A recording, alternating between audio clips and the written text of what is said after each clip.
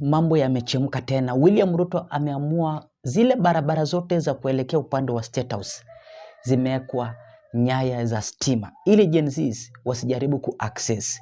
Ukiangalia Nakuru nyaya za stima, Nairobi Statehouse nyaya za stima, Mombasa Statehouse nyaya za stima. So kumechemuka mbaya tena zaidi, and hiyo ndo place Gen Zs wame target zaidi. And yesterday Douglas Kanja alikuwa anatuambia kwamba zile places ambazo zitakuwa restricted, then Gen Zs wasijaribu kukanyaga pale because watakuwa wanatafuta vifo. Unaona watu wangu? So kumechemuka mbaya tena zaidi, na tunaarifiwa kwamba Rigathi Gachagua ametua mtaa pia wants to lead a protest pamoja na Gen Zs pale Nairobi County. Kumechemuka wakati ambapo Rigathi Gachagua ameonekana akiingia kwa ofisi yake very early in the morning. And Stephen Kalonzo ashapia ingia na ameamua ku-address Kenyans, and I want you to listen. Kabla tuendelee, and show me like video, na nasema thanks so extensive. Kwa hivyo guys, kwa hii video kuna huyu mwanajeshi amejaribu kuonya William Samoei Arap Ruto very early in the morning today, na nataka uweze kumsikiza. Na kabla umsikize, I want you to listen to to Stephen Kalonzo. Huyo ni opposition leader, na watu walikuwa wanasema kwamba iwapo Stephen Kalonzo atatokelezea, then Rigathi Gachagua katae kutokelezea, then itakuwa deal ya William Ruto kwamba telling Stephen Kalonzo ajitokezee ili Rigathi Gachagua ablemiwe na Wakenya. Unaona watu wangu? So tunaarifiwa kwamba Rigathi Gachagua pia anaingia. But kabla tusikize huyu mwanajeshi wakati ambapo anaonya William Samoei Arap Ruto kabla ya maandamano kukick on, basi sikiza kwanza Stephen Kalonzo wakati ambapo alitua Nairobi CBD. Sikiza. Wapita, thank you. That in 2023 some of us were nearly killed in Mathare. That time we are demonstrating peacefully against the high cost of living. In fact, those demonstrations of 2023 led eventually to the establishment of the National Dialogue Committee team, the NADCO. But in 2024, when the young people took to the streets in exercise of their constitutional rights, they were killed. Killed in 2023, by the way, about similar number, basically about 60 to 70 were killed, and we went burying them everywhere. We buried them in Siaya, in Makueni. My colleague was reminding us about Brian after near Wote, after Imali. And Brian, for example, the story was so sad. He had just qualified to go to the university, and his ambition was to go complete his studies, come and build a house for his mother. He was not able to do that. But we all got together with the county government, Makueni. We were able at least to give that lady a house within 1 month when we were burying Brian. So that was in 2023. In 2024, young Kenyans, the Gen Zs, caught world attention, and even today I'm quite sure the international community is watching. I've heard the BBC and others.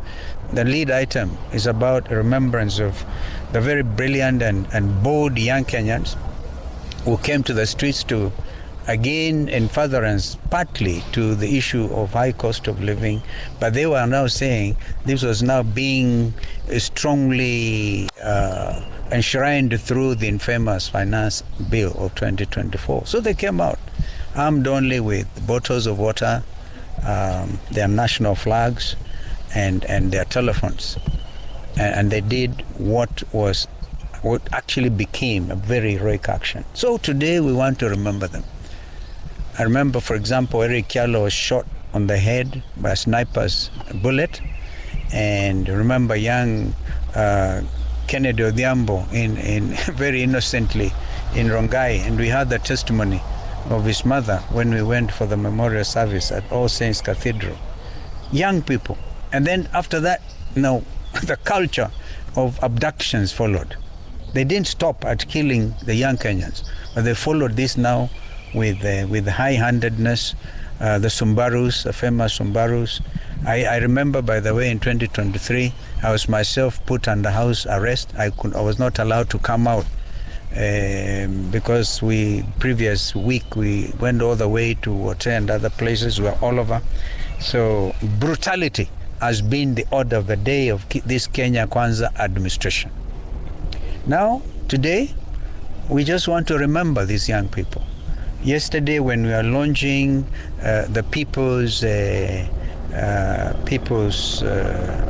Restorative Justice Commission, we made it very clear that our intention today was to come and lay wreaths in remembrance of these young people. And I think that is, as their parents, they are entitled, and other Kenyans are entitled. We also actually said clearly, we've been saying it, today is a public holiday. Indeed, it is now going to, is it 9 o'clock? And I've never seen the streets of Nairobi being so clear, easy traffic today. A lot of Kenyans have chosen to stay at home in sympathy with what happened on the 25th of June, 2024. That is where we are here. Eugene made it clear, if there are people wielding machetes, pangas and rungus, that is not our culture. And it is time, and we now need to make it clear when the rungu wielding people, when they are demonstrating against the killing of Ojwang, right? Then these people came out carrying rungus and wherever. They did not stop there. Yeah? Not the young people. The organized gangs are the ones who rained terror on shop owners in the streets, in Koinange Street, in Kaunda Street. I remember people who had the electronic shops, for example. Even the police were helping themselves, amazingly. So I think that we need to call them out and to say that this country changed forever, politically. The governance of this country changed forever on the 25th of June last year. And that's why we are here. And therefore nobody can wish that away. As you heard us say yesterday, we set up the PRJC, right, led by Justin Muturi. And we know that the world attention will be drawn to that, because men and women all over the world want justice. Justice for Ojwang, justice for the fallen young heroes of 25th of June. And today, as we speak, not a single penny has been paid by this administration to either the victims, of course, are gone, but also their relatives, also victims. Not a single penny. And yet we actually remember when, for example, ODM joined this administration outside KICC, one of the points in the 10-point agenda was compensation. Even I think in Homa Bay, Raila tried to remind them, okay? Nobody, it's like talking to a stone. This is why we cannot understand why those people, anybody would have wanted to join them. So we have set up a People's Commission, Justice Commission. And we know the world will be coming in, and if you look at the quality and the membership of that commission led by Justin Muturi, it is the best we could think of doing, and we must thank our brother Justin Muturi for agreeing to chair that, because his credentials will even attract all attention, perhaps even support, because I think the media will be invited to hear all these stories, some of which we heard yesterday. And so we must get our country back. That's why we are here. Okay. Yeah. Okay. Maybe to Mheshimiwa Eugene. Good morning, cousins. Good morning, Kenya. Good morning, my bosses. You are my employers. I want to take this opportunity to thank you for paying me for the last 14 years in service. You've paid me so well. There is no day you failed to pay taxes. You've always been paying me, and I am grateful.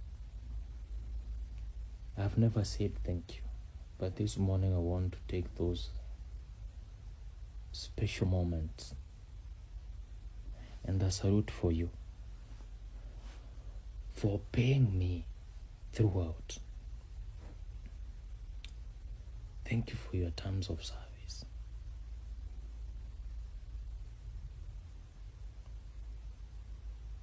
Thank you for the uniform that you have given me for free.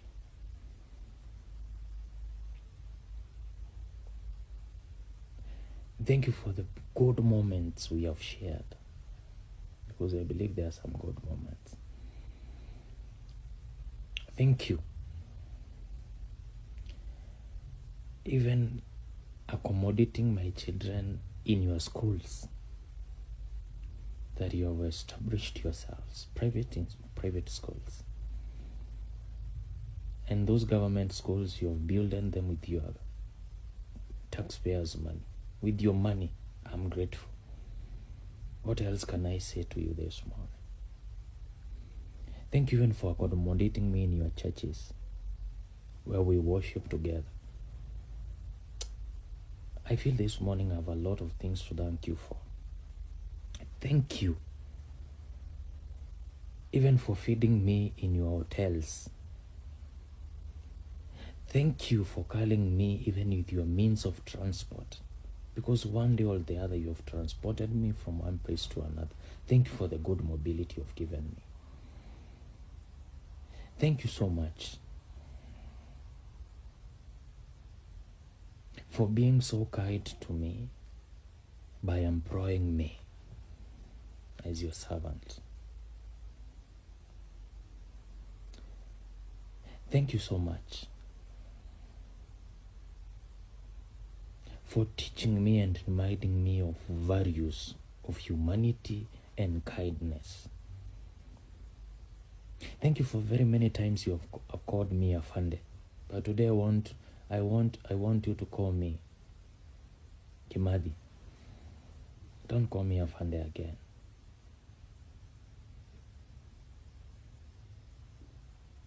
Because you are my boss. You deserve, because even the Constitution says sovereignty power belongs to people. And they may and they are allowed to express this power through their political representations. But for me, you gave me a job. You employed me through your money, through your taxes. You have even bought me vehicles. You have even bought me guns. You have bought me bullets. You have done all this that I may protect you and be your protector. You have given me the best supply of equipment that I may protect you, and that I may protect you from any insurgents.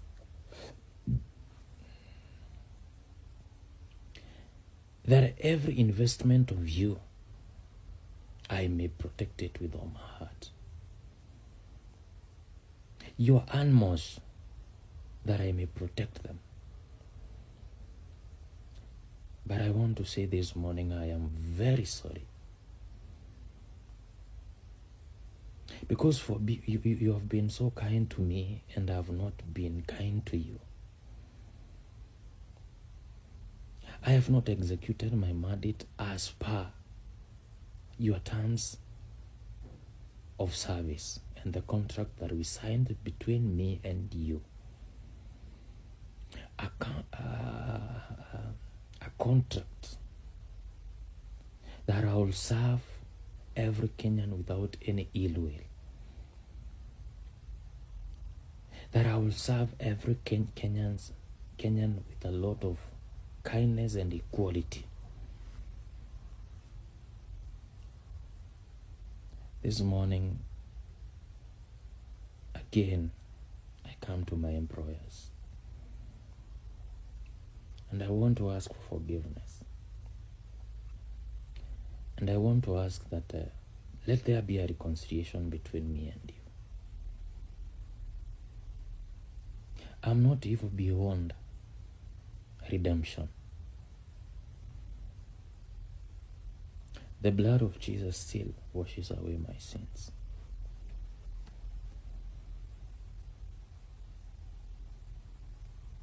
This morning I'm praying and wishing it's on a Sunday morning that we will assemble in different places of worship. Let there be reconciliation between two of us. And today, because with my intellectual capacity and soberness of the mind, I have mistreated and misused my boss.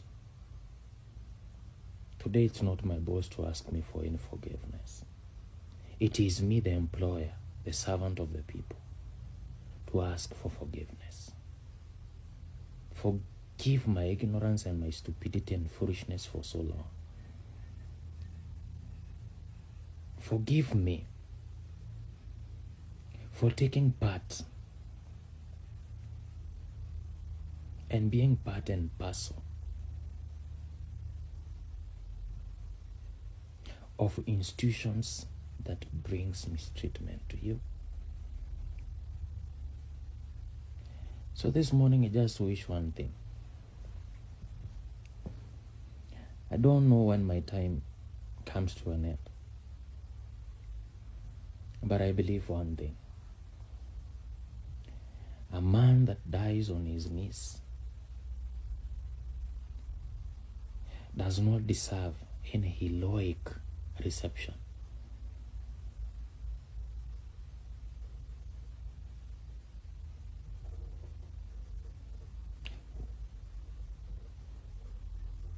This is not the battlefield of shedding blood. This is the battlefield of people to stop pride. Politicians, stop pride. Kiburi imewajaa. Police officers, acheni kiburi. Wachaneni na kiburi, my friend. Kiburi iko hapa, kiburi.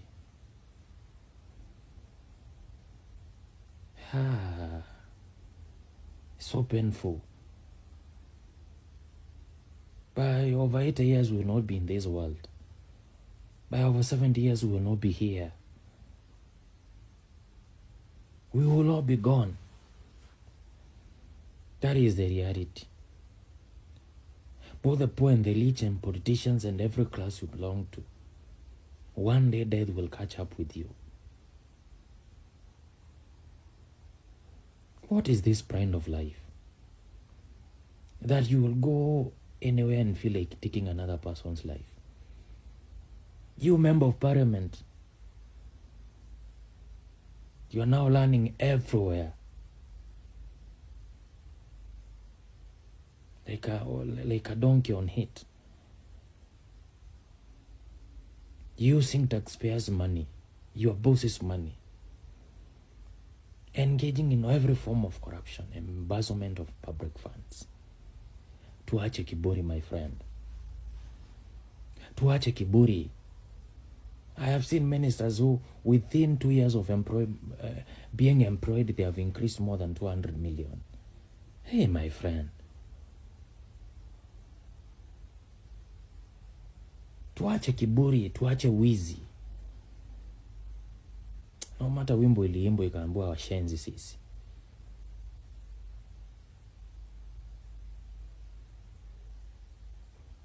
The time has come to call you out.